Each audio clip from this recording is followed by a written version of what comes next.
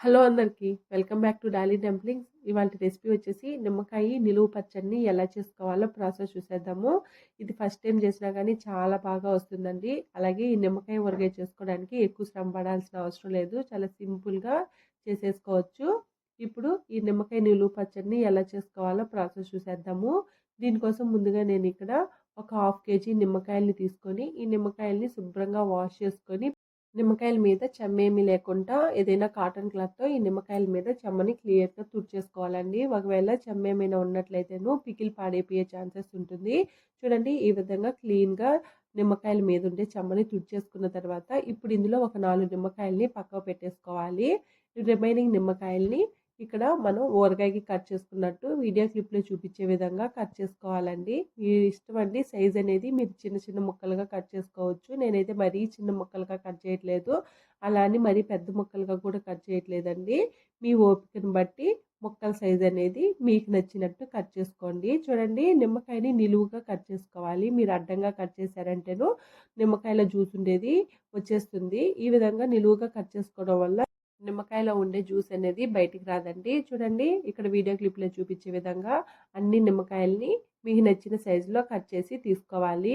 చూడండి ఇలా అన్నిటినీ కట్ చేసుకున్న తర్వాత ఇప్పుడు మనం ముందుగా కొన్ని నిమ్మకాయల్ని తీసి ఉంచుకున్నాం కదండి, ఆ నిమ్మకాయలను కూడా కట్ చేసుకొని ఆ నిమ్మకాయ జ్యూస్ని కూడా నేను ఇక్కడ వీడియో క్లిప్లో చూపించే విధంగా మనం కట్ చేసి పెట్టుకున్న నిమ్మదబ్బల్లో వేసుకోవాలి. నేను ఇక్కడ గింజలతో సహా వేసుకుంటున్నానండి. మీకు నచ్చకపోతే గింజల్ని తీసేసుకొని పికిల్ని ప్రిపేర్ చేసుకోండి.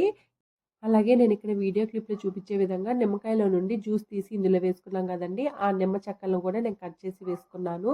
ఇప్పుడు ఇందులో ఒక 50 గ్రాముల వరకు గల్లుప్పుని వేసుకోవాలి. అలాగే 2 టేబుల్ స్పూన్ల వరకు పసుపుని వేసుకొని ఈ నిమ్మకాయలకి ఉప్పు పసుపు పట్టేలాగా బాగా మిక్స్ చేసుకోవాలి. చూడండి ఈ విధంగా కలుపుకున్న తర్వాత మూత పెట్టి ఒక 3 నుంచి 4 రోజుల వరకు అలాగే వదిలేసేయండి.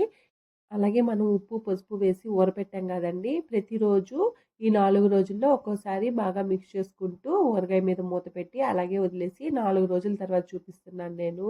ఇక్కడ 4 రోజుల తర్వాత ముక్క అనేది కాస్త మెత్తగా అయిందండి. ఇప్పుడు దీన్ని ఒకసారి బాగా మిక్స్ చేసుకున్న తర్వాత ఇప్పుడు ఇందులో 50 గ్రాముల వరకు కారం పొడిని వేసుకోవాలి. కారాన్ని మరీ ఎక్కువ వేసేసుకోవద్దండి. నేను చూపించిన క్వాంటిటీస్ కరెక్ట్గా సరిపోతాయి. ఇప్పుడు ఈ కారం కూడా ఈ నిమ్మ బద్దలకి పట్టేలాగా ఒకసారి బాగా మిక్స్ చేసుకోవాలి. ఇలా కలుపుకున్న తర్వాత ఒక్కసారి సాల్ట్ సరిపోయిందో లేదో చెక్ చేసుకోండి. నేను వేసుకున్న సాల్ట్ అయితే నాకు కరెక్ట్గా సరిపోయిందండి. ఒక్కోసారి నిమ్మకాయలు జ్యూస్ని బట్టి సాల్ట్ అనేది ఎక్కువ తక్కువ పడుతుంది.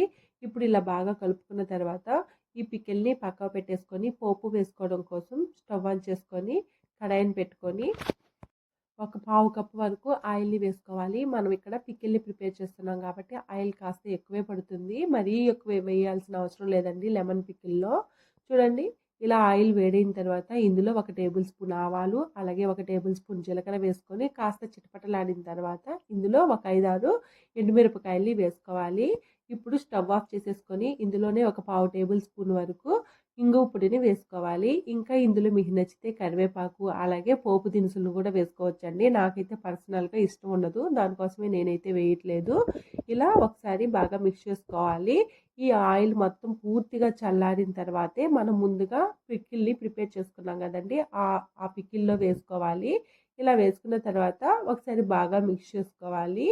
అంతేనండి, ఇంకా పికిల్ అనేది రెడీ అయిపోయింది. ఇది మరో 1 వీక్ వరకు అలాగే వదిలేసి 1 వీక్ తర్వాత సర్వ్ చేసుకోండి. చాలా బాగుంటుంది. అలాగే ఇందులో కొంతమంది ఆవాలు మెంతుల పొడి కూడా వేస్తారు, నేనైతే వేయట్లేదు. ఇలా ఒకసారి తప్పకుండా ట్రై చేయండి. సింపుల్గా టేస్ట్ కూడా చాలా బాగుంటుంది. చూసారు కదా నిమ్మకాయ నిలువ పచ్చడిని ఎలా చేసుకోవాలో ప్రాసెస్ ఏందో. ఇది వేడి వేడి అన్నంతో తిన్నా చాలా బాగుంటుంది, లేదా పెరుగన్నంలో కానీ చాలా బాగుంటుందండి. ఈ ఊరగాయని ఏదైనా ఎయిట్ డబ్బాలో స్టోర్ చేసుకోవాలండి. ప్లాస్టిక్ డబ్బాలో కానీ లేదా గాజు సీసాలో కానీ జాడీలో కానీ స్టోర్ చేసుకోవాలి. అలాగే ఈ రెసిపీని మీరు తప్పకుండా ట్రై చేయండి. చూసారు కదా నిమ్మకాయ నిలువ పచ్చడిని ఎలా చేసుకోవాలో ప్రాసెస్ ఏందో. ఈ వీడియో మీకు నచ్చితే లైక్ చేయండి, షేర్ చేయండి, కామెంట్ చేయండి. మరిన్ని రెసిపీస్ కోసం మన ఛానల్ని సబ్స్క్రైబ్ చేసుకొని నోటిఫికేషన్ సింబల్ని ఆన్ చేయండి. Thank you for watching.